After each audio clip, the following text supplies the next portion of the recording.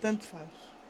Epá, não gosto. Eu não gosto Eu dos acho que é a única fruta que eu não, Agora, por não acaso gosto. consigo nem tocar. Eu gosto dos dois, mas os ricos também se comem Olha, eu bem. fiz uma tarte de requeijão que aquilo foi muito maravilhoso.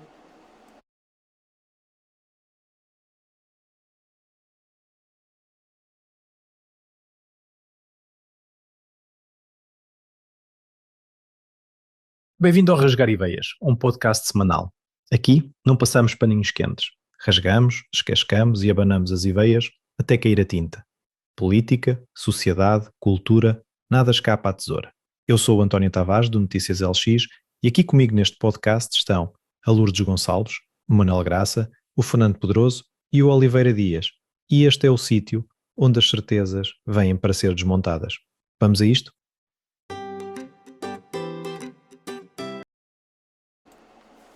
Ora então, boa tarde, boa noite ou bom dia, conforme a hora e o local. Nós estamos aqui e continuamos a estar em Mafra, com o apoio da Câmara Municipal de Mafra, onde este podcast é gravado às quintas-feiras e é bom que agora surja esta informação porque alterámos o dia de gravação. E isto às vezes faz sentido porque determinados temas e determinadas notícias são tratadas em função, obviamente, da informação que temos no dia em que gravamos. E não a posteriori, como às vezes alguém acha que nós gravamos. Ora bem, hoje este podcast que Rasgar Ideias tem na mesa que neste caso é uma mesa flutuante, da esquerda para a direita, redondinha, o Manuel Graça, a Lourdes Gonçalves e o Fernando Pedroso. A ausência do Oliveira Dias, que está em afazeres profissionais e não podia estar e aqui. cá temos a nossa caneca. Pronto. Então, a caneca que faz um som estridente. Estridente aqui na comunicação. Ok. Porque também o tampo da mesa é de madeira e pronto. Mas isso é a explicação técnica para a coisa. Ora bem, hoje neste podcast o tema é o Elevador da Glória e o respectivo relatório preliminar que finalmente saiu. Um relatório preliminar que, embora sendo preliminar, eu tenho a ideia que até é bastante objetivo em muitas questões. O acidente do Elevador da Glória é um acidente que já decorreu a 3 de setembro e este relatório é de 22 de outubro, portanto passaram mais de 2 meses, não, 2 meses não, 1 mês e meio. Ok, sobre o acidente, temos um relatório preliminar, haverá um definitivo, mas já não é para o nosso tempo.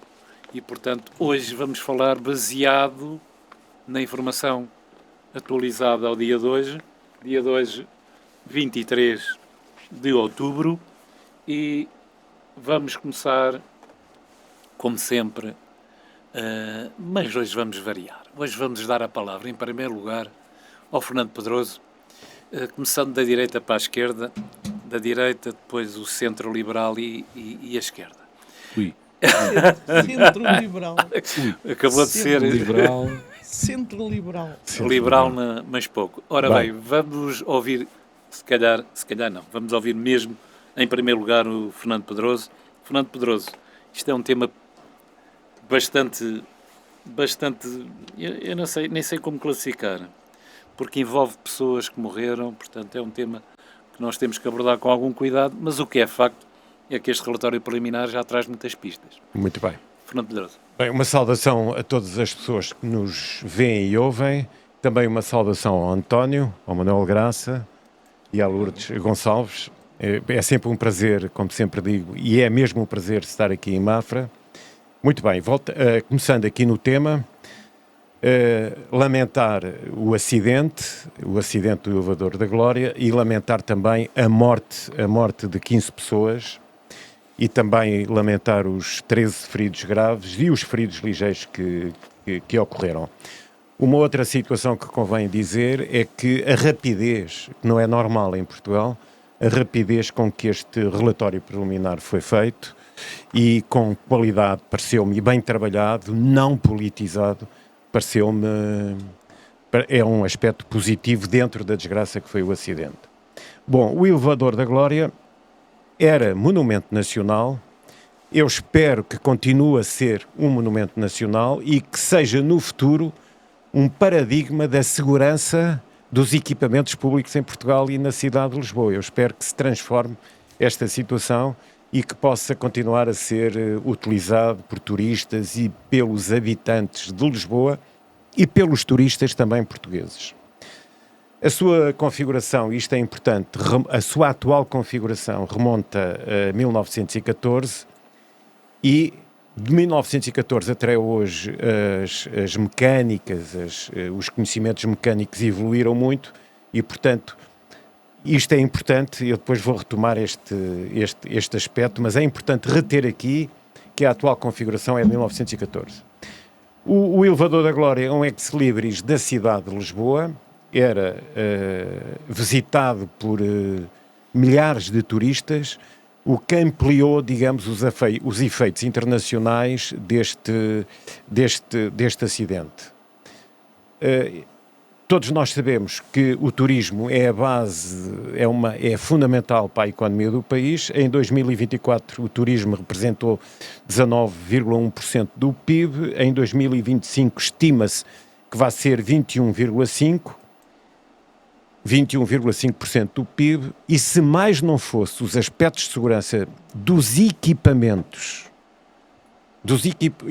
coletivos da cidade de Lisboa e de todos os outros sítios, se mais não fosse que fosse mantido até para não prejudicar uma parte importante da economia portuguesa, que é o turismo, que se tem revelado uma galinha de ovos de ouro para Portugal.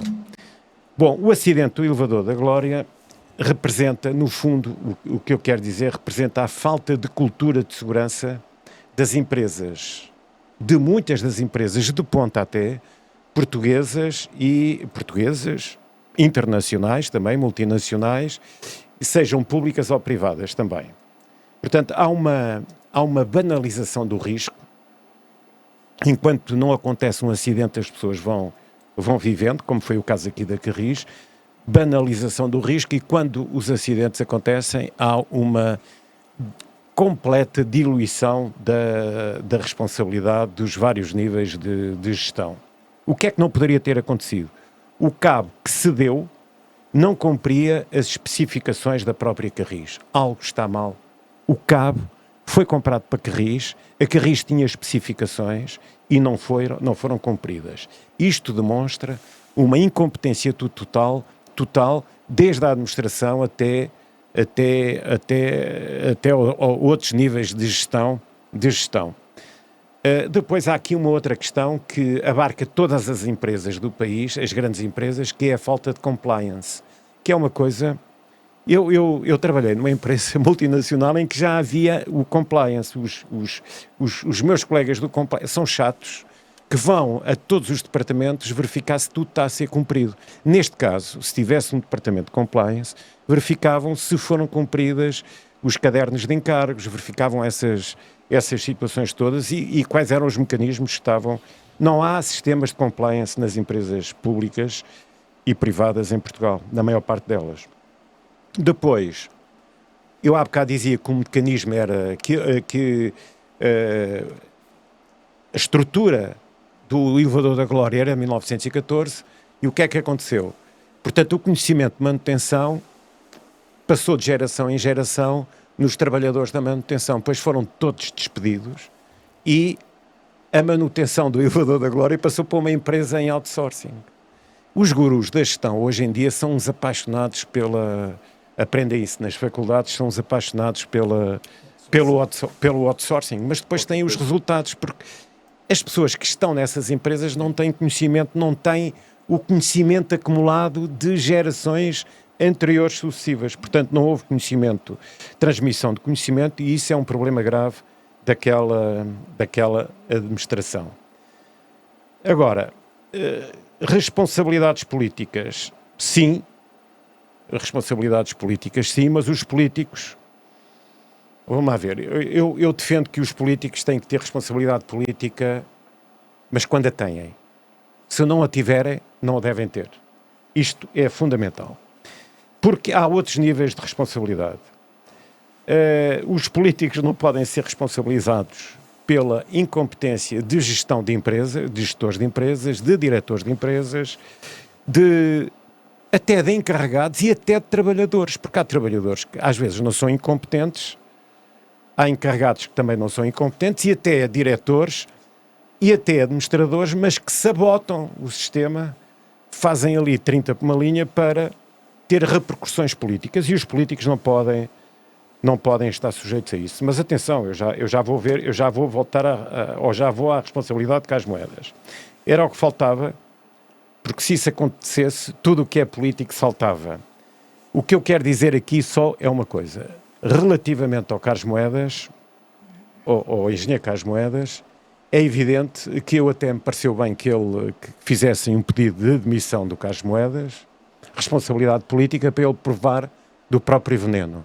Porque ele andou a pedir a demissão de Fernando Medina quando o Fernando Medina foi um problema qualquer administrativo, e também ele pediu a demissão do Fernando Medina em plena campanha eleitoral. Portanto, embora eu perceba que ainda não está para mim claro que o Carlos Moedas tenha responsabilidade política, mas sabe bem provar do seu próprio veneno. E por agora disse, porque já ultrapassei o tempo. Ora bem, ultrapassou muito bem, ultrapassou à esquerda. E vamos agora passar também... Sempre com atenção, António. Vamos passar agora para o Manel Graça, que também está ali à esquerda e também quer fazer o seu brilharete de ultrapassagem. A sua gracinha. Manel Graça, boa tarde. Boa tarde a todos, aos membros do painel, começando pelo António, Fernando Pedroso e aqui o Lourdes Gonçalves, o cumprimento, assim como o cumprimento extensível a todo o auditório que nos tem a pachorra, entre comas, de nos ouvir. Espero que também se divirtam com algumas das coisas que aqui, no bom sentido, obviamente, que aqui dizemos, porque o fazemos de boa fé, acima de tudo, em grande amizade que nos vai criando estes momentos de presença aqui neste podcast. Um agradecimento à Câmara Municipal de Mafra pela disponibilidade, e assim esperamos aqui continuar respirando os bons ares que da parte marítima refrescam Mafra. Bom, não resisto a falar em primeiro lugar de uma piada que o António aqui mimoseou a Lourdes Gonçalves, pertencendo aqui ao Centro Liberal, e obviamente falando do Centro Liberal, eu remeto-me para uma recordação e uma singela homenagem a um homem que faleceu anteontem, Francisco Pinto Balsemão, que foi, do meu ponto de vista, o liberal que Portugal teve de forma mais reconhecida, humanisticamente falando. Levou o conceito do liberalismo aos antípodas daquilo que hoje alguns, que até formaram um partido, querem que o liberalismo seja. Não é. Francisco Pinto Balsemão, assumindo-se da ala liberal contra Marcelo Caetano, na altura, mas destacando-se desse Marcelo Caetano, porque rompeu e bateu com a porta na altura certa, criou a sua própria filosofia, mas foi sempre uma filosofia humanista. E, acima de tudo, uma filosofia que hoje pouco se vê, quase em todos os partidos políticos, que é de que fomentava que houvesse crítica, que houvesse o contraditório. Era ele próprio que o espicaçava. Isto, hoje em dia, o que nós temos é tudo beijas-flores, para não dizer beijas nos pés. É de facto isto que nós temos em todos os partidos. E é mau, é muito mau para a democracia portuguesa, quanto mais para o liberalismo que também existe e que foi protagonizado por esta pessoa. Bom, fazendo este apontamento, passo para o Elevador da Glória, que também foi um momento, esperemos sempre todos nós, único, e o primeiro pensamento vai justamente para as vítimas, para os seus familiares, para os feridos e para todos aqueles que, de alguma forma, foram tocados por este acidente, trágico acidente. Até, inclusive, todo o pessoal socorrista, porque, por vezes, nós pensamos naqueles que foram os diretamente vítimas dos acidentes e não pensamos no quanto colhe de sofrimento mental, em termos de pensamentos, de pesadelos e todo um conjunto pesadíssimo de situações psicológicas que o pessoal que presta socorro enfrenta ao prestar o imediatismo do socorro. São situações que ficam um pouco à margem da comunicação social, não se quer falar delas, mas deve-se falar delas, porque estas pessoas, a quem todos nós agradecemos, e esperemos que um dia não precisemos delas, são também elas vítimas destas situações, em muito. E, portanto, um bem-aja a todos os bombeiros e pessoal dos serviços hospitalares que prestaram este socorro. Concretamente sobre o elevador da Glória e a desgraça que se abateu em termos de impacto nacional e internacional para Portugal face a este, não um ex-libris no sentido ex, já passou, não, é um ex-libris português, não só de Lisboa, e basta olharmos para aquilo que hoje continuadamente é possível verificar na Baixa de Lisboa. As romarias de turistas que visitam Portugal e que passam por indicação que dão aos guias turísticos, querem passar por aquele local, foi um local de acidente. Querem fotografar, querem levar a imagem que passaram por aqui. Portanto, continua a ter um impacto que se calhar ainda não conseguimos quantificar o que foi a tragédia do elevador da Glória. Sobre o relatório.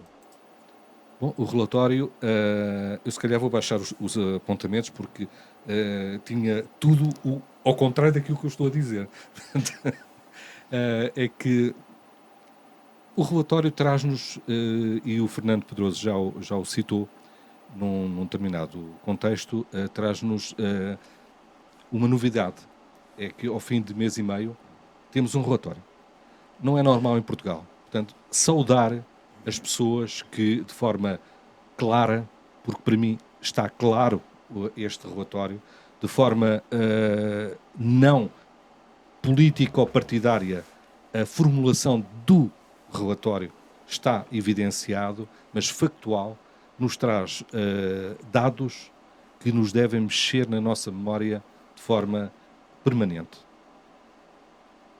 É que evidencia que não houve verificação por parte da tutela, e a tutela leia-se, em primeiro lugar, a administração da Carris. Em segundo, quem nomeia a administração da Carris, que é o presidente da Câmara Municipal de Lisboa, seja ele quem for, é o presidente da Câmara Municipal de Lisboa, não entregaram a um outsourcing e, portanto, está tudo bem. Mesmo que os trabalhadores internamente da Carris tivessem já alertado várias vezes para possíveis perigos que poderiam advir de uma má manutenção, nada se passou. E acabou, nem de forma que tivessem desconfiado à boa maneira portuguesa, quando chegou o custo do novo cabo, composto por fibras de nylon, não certificado, que substituiu o cabo anterior. Nem foram verificar, porque é que o custo deste novo cabo baixou drasticamente. Não, alguma coisa poderá estar mal. A tendência é que os materiais custem mais, porque há todo um custo que envolve os materiais e a sua própria produção. Não, está tudo bem. Não há outsourcing. Eu sei, a ampulheta, eu vou deitar essa ampulheta fora. Eu tive vontade há bocado. Vale a pena explicar que há uma ampulheta de areia que o nosso diretor de produção, que é egípcio, trouxe esta ampulheta de areia para controlar o tempo. Mas eu recordo-me dos desenhos animados da Pantera Cor-de-Rosa, que era contra as ampulhetas. E eu também já estou militante contra as ampulhetas. Eu também estou. Vamos embora. Bom, basicamente, a substituição do cabo é, de facto, o fulcro de todo este trágico episódio. de várias vertentes, de formas diversas, é apontado este núcleo. Mas é apontado este núcleo que foi onde ele fraturou, acompanhado de documentos que a empresa de outsourcing, contratada pela administração da Carris, fazia, dizendo que verificava, e se verificou que não fazia. E, portanto, esta situação também é um enorme alerta para aquilo que há pouco foi referido, que é os novos estudantes de economia adoram todos fazer reestruturações. E a primeira coisa que fazem nas reestruturações é outsourcings e Eu despedimentos, vou ter que falar sobre isto. como é óbvio, não é? Mas agora um cavalheiro deve dar a palavra à senhora. Eu vou Sim. passar ao Lourdes Gonçalves. Não sei se... Ok. Vamos Mas então eu já ouvir recomeço, eu já recomeço. Vamos então ouvir a Lourdes Gonçalves. Em primeiro Pronto, lugar, pronto. cumprimentar o Fernando e o Graça e o António e todos os que depois nos vão ver ou ouvir. As nossas visualizações continuam a crescer. Continuamos a ter um público que vai seguindo o nosso podcast Rasgar Ideias e isso é bom, pelo menos para perceberem o humor que aqui vai. De vez em quando há aqui um humor engraçadíssimo. Eu já fui apelidada de espiga dourada, agora fui Estagiária? Estagiária. Como é que é? Liberal, central ou central liberal? Não se esqueça da estagiária. Da estagiária? Pronto, que esse é o Já nome. estagiou. Eu vou ter que fazer aqui, como se costuma papel do dizer, não, vou ter que fazer aqui o salvar da honra, como costumamos dizer, sobre os alunos de gestão e de economia. Isto a mim toca-me, não é? Dizer que não Defesa da são honra. apologistas de outsourcing. Quando as empresas têm gestores à frente e são nomeados gestores para estarem à frente das empresas, e quando eu falo em gestores, é gente de gestão, não é gente de outra figura, não quer dizer efetivamente que não possam fazer um bom trabalho, mas quando tem gestores à frente, aquilo que um gestor faz é, além de analisar muito bem os contratos que quer para outsourcing, também tem uma leitura e faz um trabalho de casa sobre aquilo que as empresas têm enquanto trabalhadores, enquanto colaboradores e efetivamente a mais-valia que eles têm. Nós defendemos que uma empresa, ou pelo menos eu, na minha opinião, e defendo ao longo de 30 anos que venho a liderar algumas empresas, e aquilo que eu defendo é que o nosso maior potencial dentro de uma empresa é sem dúvida os recursos humanos. Desde que eles sejam qualificados, desde que eles saibam para aquilo que estão a fazer, para o trabalho que é exigido que seja feito. O Fernando disse aqui uma coisa que eu achei um piadão, que foi, às vezes os trabalhadores também não estão a favor, porque politicamente podem ter outros benefícios e às vezes estão mais naquela do contraponto do que alinhar efetivamente com os interesses das empresas. Pronto, dizer que o outsourcing para mim é tão usado como outra ferramenta qualquer, desde que o contrato que eu vou colocar em outsourcing seja devidamente analisado. A história do elevador da Glória, eu penso que vocês fizeram os dois o enquadramento todo, eu acho que foi uma tragédia nacional e com percussões internacionais, porque havia pessoas de outra nacionalidade efetivamente dentro do elevador. Já todos nós vimos nos meios de comunicação efetivamente aquilo que foi a tragédia que foi e a dimensão dessa tragédia. Foi num momento em que nós estávamos em campanha eleitoral, eu não sei se vocês se lembram, estávamos em campanha eleitoral e as culpas andaram, se é que há culpas, as culpas andaram a passear de mão em mão para ver quem é que cai e ninguém caiu, e agora parece que o Conselho de Administração efetivamente pediu admissão. Será que é este o caminho? É Da a minha Carris. pergunta. Conselho de Administração da Carris. Da Da Carris. Carris. A minha questão é... Saiu dos carris. Exatamente. A minha questão é, será que é esta a solução? Não me parece.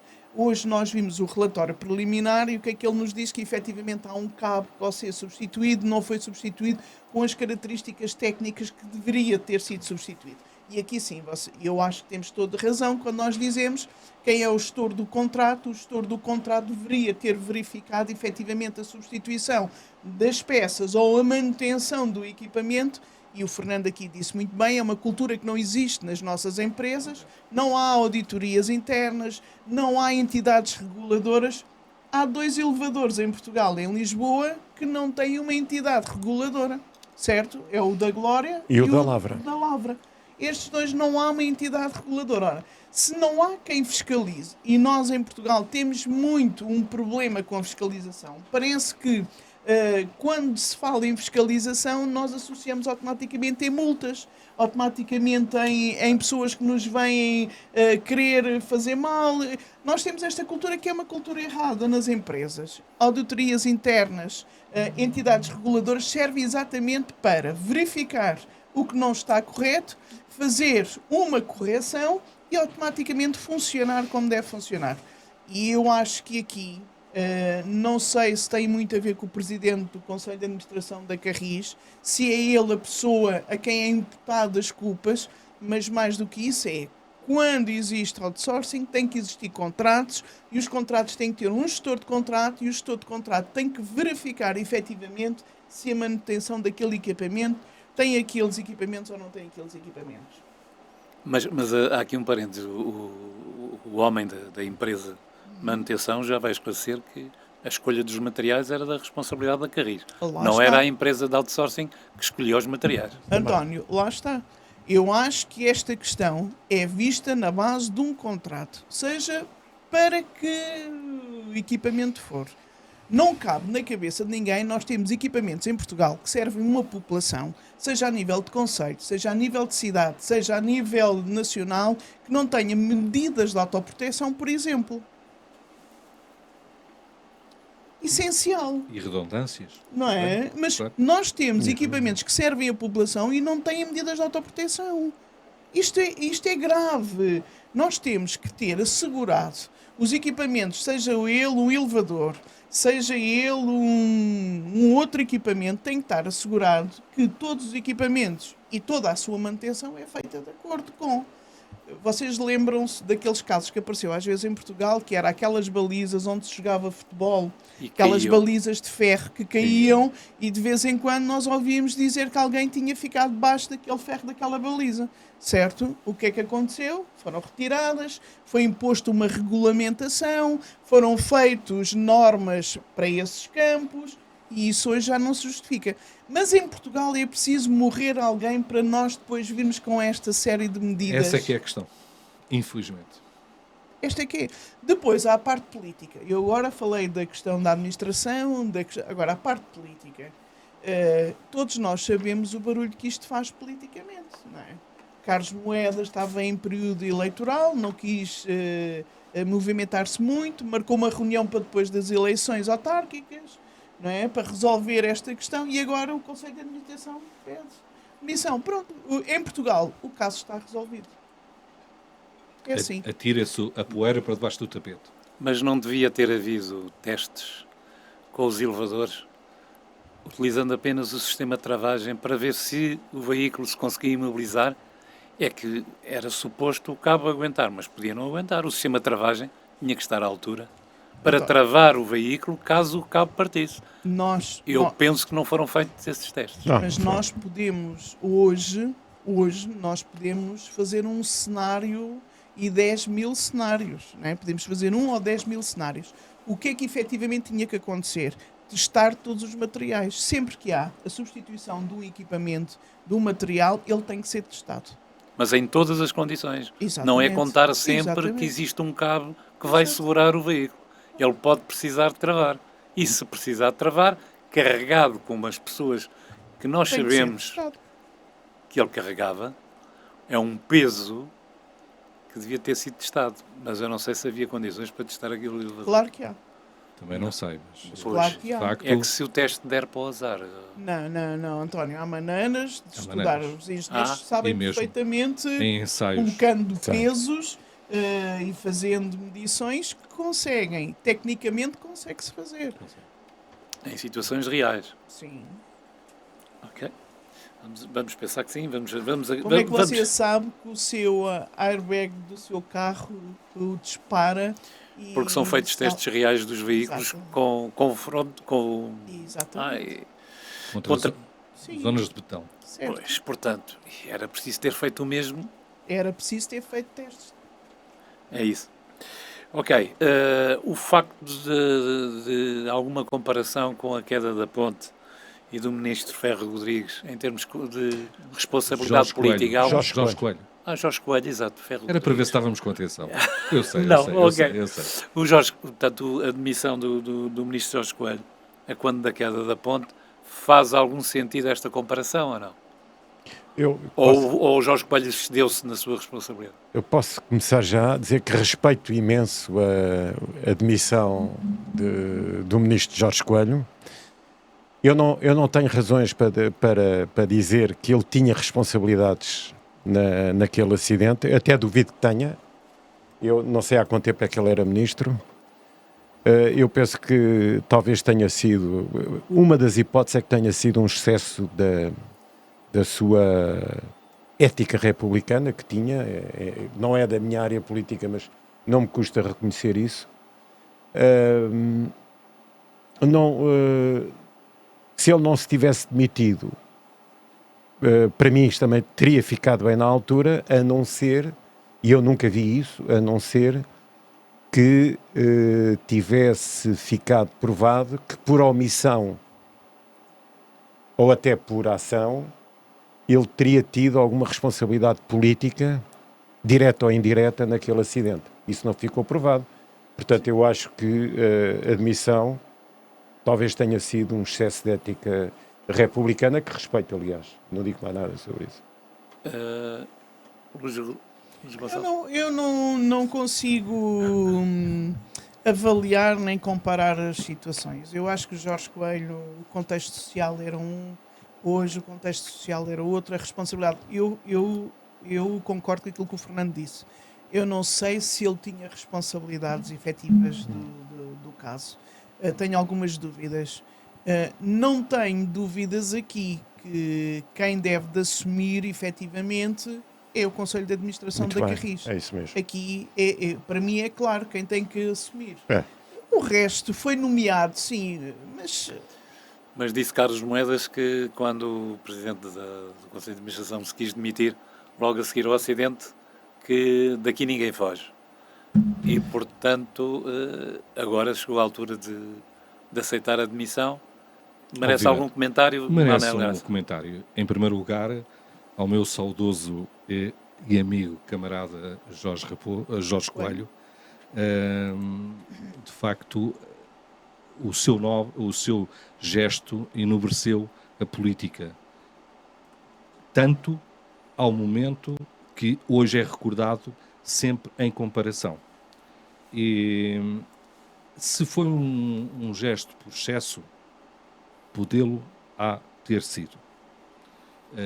Não vou aqui dizer o resto. Não há informações. Em 2001, mas de facto houve um choque tremendo com a notícia e os portugueses normalmente querem sempre ver, passa a expressão, rolar cabeças. E portanto, com aquele gesto, foi um gesto republicano, um gesto simbólico, sim, mas que calou fundo toda a tragédia e toda a assunção de responsabilidades. Todo o movimento português se virou para a recolha dos corpos, para as operações de socorro e não mais se falou ali daquela situação. Ainda houve algumas tentativas de aproveitamento com o desassoreamento que tinha sido a causa e que tinha havido alguma informação ao ministro, coisa que o atual presidente da Câmara Municipal de Lisboa, Carlos Moedas, quis aludir, mas rapidamente foi alertado que o não o devia continuar a fazer, mas fê-lo, porque não correspondia à verdade e não corresponde. E, portanto, é um gesto que fica e que outros políticos, aos dias de hoje, deveriam tomar como referência. Se sempre que acontece um acidente, deverá ser o ministro da tutela, deverá ser demitir-se, eu não subscrevo por baixo. Há casos e casos. Mas há casos que, pelo seu imediatismo, impõem determinadas medidas. No caso da ponte Índice Ribeiro, em Vila Nova de Paia, Entre os rios, não é? Entre os rios, sim, mais conhecido. Entre os rios. Como também não houve num brutal acidente com 100 de mortos, foi o acidente, o choque de comboios em Alcafaz, já há muitos anos atrás. Não houve nessa altura. E agora aqui também não houve. Houve sim uma fuga imediata, não para o local do acidente, que deveria ser o seu principal responsável político, Carlos Moedas, deveria fazê-lo, mas sim para o seio da sua família política, para reunião com o Primeiro-Ministro, reunião com alguns dos dirigentes máximos do PSD. O que é que eu vou fazer? Agora, não termino também esta parte, porque não pode se deixar de dizer que Carlos Moedas, podendo ter responsabilidades, são políticas, não são legais. Porque há um vazio legal que o próprio governo já o disse e assumiu. Há um vazio legal nesta fiscalização. Ela não está regulamentada. E daí os atuais ascensores na cidade de Lisboa estão parados. Estão todos parados. Espera-se que rapidamente, não só por formas de manter o turismo a usar os ex-libris de Lisboa, mas acima de tudo, como transmissão de segurança a todos os munícipes e a todos os cidadãos portugueses que os queiram utilizar porque são seus, são de Portugal, deve o Governo legislar rapidamente sobre esta matéria, tão rápido quanto a Comissão de Relatório disse. Okay. António, se puder, só uma coisinha. Sobre a responsabilidade. Eu disse há bocado que achei engraçado, ou qualquer coisa deste género, que o engenheiro Carlos Moedas fizessem o pedido de demissão dele para ele provar do seu próprio veneno. Fiz a comparação com a situação do anterior Presidente da Câmara, Fernando Medina. Bom, mas achei engraçado, mas a minha posição realmente é outra. A minha posição é que o atual Presidente da Câmara Municipal de Lisboa, pelo aquilo que é público, não tem responsabilidade política neste acidente e, portanto, era completamente injustificada a demissão dele. Disse. Lourdes Gonçalves? Eu já disse. Já disse? Encerramos por aqui? Este está encerrado. Não, e os positivos e negativos? Vamos a seguir. Muito bem. Vamos meter a mão na Positivos e negativos é a seguir. Pronto, eu sou muito ansioso. No meio de promessas que brilham e realidades que tropeçam, nasce o Positivos e Negativos. Uma rubrica onde a balança não é neutra, é afiada. Quem queria 30 câmaras só teve 13. E na televisão e, portanto, e são 10. E as 3 ou 30 são a diferença entre o positivo e o negativo, não é? Ups. E estamos nos positivos e nos negativos. Lourdes Gonçalves. Muito bem. Negativo. Positivo. Negativo. Saiu na terça-feira. Na terça-feira foi publicado no Diário da República. Uma notícia no Diário de Notícias, na terça-feira, uma notícia sobre esta questão. Entre 2019 e 2024, o Tribunal de Contas puniu 65 gestores públicos, e aqui inclui-se empresas públicas e câmaras, ou seja, gestores públicos, câmaras e empresas, eleitos locais nomeados para os conselhos de administração. Entre 2019 e 2024 puniu, quer dizer que foram condenados, tiveram pena. Que lhes foram ao bolso. Quantos foram? 65, mas eram muitos mais e ainda há muito processo. Portanto, esses senhores vão ter que pagar do seu bolso aquilo que o Estado pagou. O Estado foi lesado, exatamente, em muitos milhões. E agora veio a público e o Estado foi lesado em milhões. E no quê? As pessoas podem perguntar, então está bem, então e o que é que eles fizeram que levou a isto? Irregularidades financeiras é o que mais há. Porquê? Porque muitas das empresas têm falta de um documento essencial, uma ferramenta que se chama controle interno. Compliance, como eu disse. Pois, ok. e quando não há muitas irregularidades financeiras, obras não autorizadas, É sério. adjudicação sem concurso, É sério. ou seja, foram chamadas empresas para efetuar trabalho sem contratação. Só sem 62 concurso. casos desses. Pensava que eram mais. 65 punidos. E pagamentos Punidos. indevidos. E nos pagamentos indevidos é interessante que até funerais existe. Ou seja, alguém pagou um funeral De alguém. de alguém com dinheiro De alguém. público, do erário público. Seu- Pronto. Efetivamente. Pode haver circunstâncias que digam. Por exemplo, eu a Câmara de não creio. Lisboa pagou os funerais dos. Não, mas eu não creio que tenha sido É. por isso. O Estar funeral aqui, pode ser uma sim, situação. mas Pode ser. não foi o caso. Era um familiar, então pagou-se o funeral com Ué. o dinheiro do. Isso é que é Era A Segurança lamentável. Social, Erário quando retribuiu. É só lucro. É só lucro. Quando Foi. retribuiu, deu dinheiro a quem? Pois não Quando sei. retribuiu o É só valor do lucro, é subsídio só do lucro. funeral. É a herança do familiar e mais o dinheiro da Segurança Social. Dizer que efetivamente a questão da transparência, Ainda não tinha pensado neste. a questão da transparência nas autarquias, nas empresas públicas é fundamental. E cada vez os gestores têm que prestar mais contas a quem de direito. E é bom que estes processos Pois. venham a lume, para Exatamente. todos nós percebermos.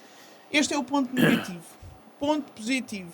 Acabaram-se as eleições, os autarcas foram eleitos e estamos no tempo de tomar posse. Ou seja, vão existir muitos eleitos que vão sair e outros que vão entrar. E agora vem notícias a público que efetivamente há autarcas que vão renunciar o seu mandato porque perceberam que não estão em condições de assumir.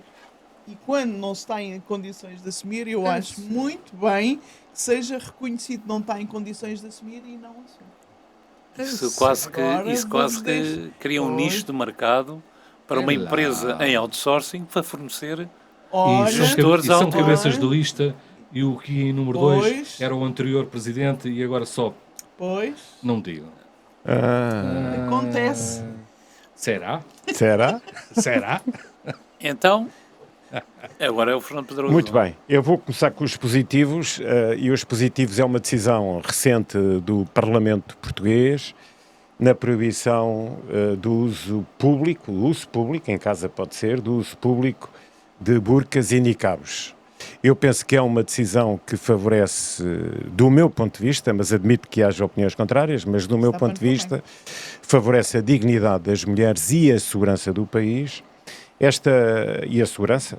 Esta lei foi aprovada pelo PSD, CDS, Iniciativa Liberal e Chega, proposta pelo Chega, mas aprovada por todos estes partidos de direita. Aqui está a prova que a direita, quando quer ou quando pode, se consegue unir e aprovar leis que fazem toda a diferença. Atenção que esta lei já existe em países altamente democráticos, como uma lei idêntica, como a Holanda, a Dinamarca, a Áustria, a Bulgária, idêntica e até a própria idêntica, sim, até a própria Bélgica. Negativos. Os negativos, hoje mesmo, quinta-feira, dia 23, penso eu, de outubro, Certo. o Ministério Público está a realizar buscas nas instalações, eu penso que da Proteção Civil, da Agência Nacional, da Autoridade Nacional de Emergência e Proteção Civil. Em causa estão procedimentos na contratação pública para fornecimento de equipamentos de proteção individual para combate a incêndios. Já aqui há algum tempo também houve buscas e houve um secretário de Estado envolvido nessas situações. Suspeitas de corrupção, é o que existe. E para terminar vou só dizer, aqui na Autoridade Nacional de Emergência e Proteção Civil, são tudo muito bons rapazes. Aquilo é ali muito bons rapazes que convivem muito bem com estas suspeitas de corrupção e mais não digo. Ok, terminamos por aqui. Não, Ok. falta a Graça. O Graça ainda não falou. Não. Era só para ver se estava com atenção. Faz favor. Muito obrigado. Está a ver? Era censura. Se calhar temos que fazer um programa sobre a censura. Sobre a censura. Ui. Sob a censura, olha que sob a Olha que sobre censura. a censura, nunca mais saímos daqui. Olha que não, olha que não. Bom, então digo já, desde já, foi aprovado no dia 17 como positivo, no dia 17 deste mês de outubro, na Assembleia da República, o Estatuto da Pessoa Idosa. Um conjunto de normas que definem que o Governo deve legislar e implementar desde prioridades na assistência às pessoas idosas nos centros de saúde e nos hospitais, desde a promoção do acompanhamento domiciliário, evitando as permanências em leito de hospital de quem assim puder, e, portanto, o dimensionamento das equipes para esse mesmo apoio domiciliário, de uma forma global, e já aqui noutros podcasts anteriores, a Lourdes Gonçalves elogiou aqui uma atitude de um contrato celebrado com o Hospital Beatriz Anjo e com a sua própria associação que dirige nesse sentido, mas que agora vem a ser incorporado para ser lei geral para todo o país. E promoção de um conjunto de outras ações tendentes a acompanhar a chamada longevidade ativa de forma próxima, de forma permanente, que incorpora o acesso às novas tecnologias para as pessoas mais idosas. E aqui recordo-me uma petição que houve há cerca de 8 anos atrás na vizinha Espanha, quando uma caixa, La Caixa, começou a cortar muitas das dependências e substituiu-as por caixas multibanco. Não estou a falar de Portugal, estou a falar de Espanha. E houve uma petição pública que reuniu cerca de 900 mil assinaturas, exigindo ao Governo que exigisse aos bancos a presença de pelo menos uma pessoa que ensinasse os mais velhos a manusearem os equipamentos eletrónicos que foram colocados à disposição. E é este o problema que aqui se coloca. Agora, é necessário dizer também que isto é o gato escondido com o rabo de fora, porque este Governo, que já vai com 2 anos e meio de mandato, que já vem do 24º Governo, recebeu de todos os partidos políticos, inclusive do seu próprio PSD, propostas de projetos de lei para a regulação deste Estatuto da Pessoa Idosa, que advém da Comunidade Europeia, portanto, quer Portugal goste ou não goste, é uma diretiva que vem de forma obrigatória a ser implementada, e rejeitou sempre, por força dos seus votos, esses projetos. E, portanto, estou a falar de projetos desde o Chega ao PCP, a falar de uma ponta e de outra do Parlamento. E agora apresenta-se travestido, ora, aqui está, escorreito e limpinho, um projeto de lei que, no fundo, incorpora essas mesmas leis. Bom, mais vale tarde do que nunca, e, portanto, eu dou como positivo, exatamente pelo que acabei de dizer, mais vale tarde do que nunca. Pelo negativo, dizer que há um relatório do Infarmed que vem pôr a nu o conjunto, que eu direi quase obsceno, do preço dos medicamentos em Portugal. Um lobby tremendo que tem a ver com os medicamentos de custos mais baixos, que vem sendo feito entre as farmacêuticas e os produtores de medicamentosos, de produtos medicamentosos, de forma a que os preços se mantenham, e mais, não há transparência dos contratos entre este e os anteriores governos, não é só deste, é dos anteriores governos, com as farmacêuticas ao nível da negociação. Este governo atual é muito habilidoso, tenho que o reconhecer, e de facto não me passava pela cabeça coisas mirabolantes como esta. Anuncia, principalmente, nós estamos a comparticipar os medicamentos para as pessoas mais necessitadas a 90%, a pessoa só paga 10%. Bom, mas todos sabe-se, e o Infarmed revelou isso no seu relatório, que posteriormente há descontos de quantidade feitos por os lobbies farmacêuticos ao Governo. E, portanto, o Governo, para além tem uma comparticipação de 90%, mas depois tem uma redução pelo volume que atinge de compras de 40%, 50%, 60%. Portanto, acaba só por comparticipar 30%.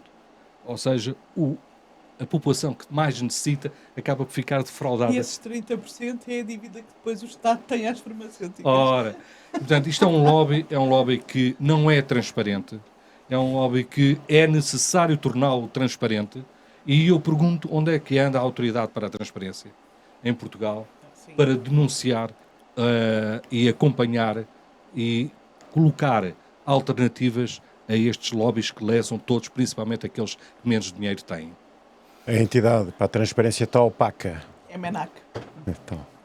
Está opaca. Ok. Então, ficamos assim, para o opaco, não é? O opaco, ficamos opacos. Terminamos hoje assim num ambiente Opacos. lusco-fusco e voltamos na próxima semana com outro tema, sempre empolgante, contando com a colaboração aqui dos nossos membros do painel. Até para a semana e oxalá. Tchau. Oxalá. Oxalá.